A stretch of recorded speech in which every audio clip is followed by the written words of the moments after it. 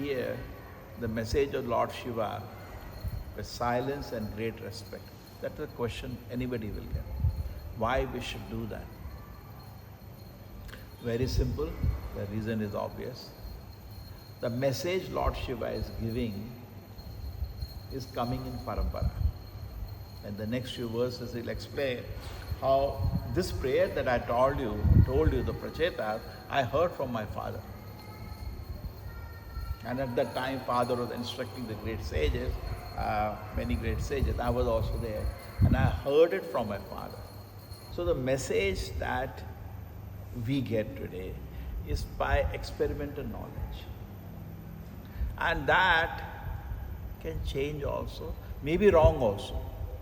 So you cannot really hear every word with the reverence of perfection. You cannot. Because maybe it's wrong. Correct? So how can you hear that message with pin drop silence with great respect?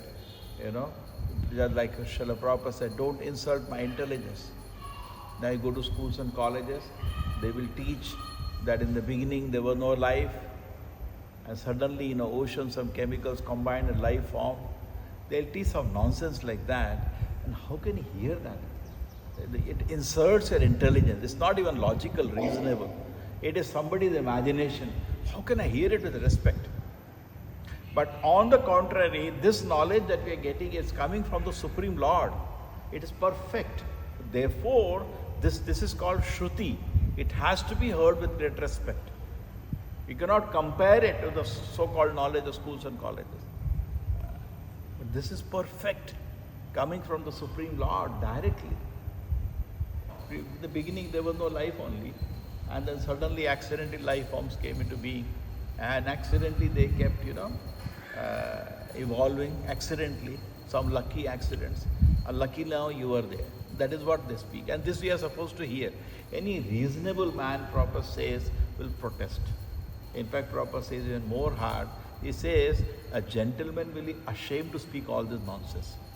I don't think anybody had a dare to speak to scientists like this. Imagine your teacher gives you this class in the college that actually this all happened like that.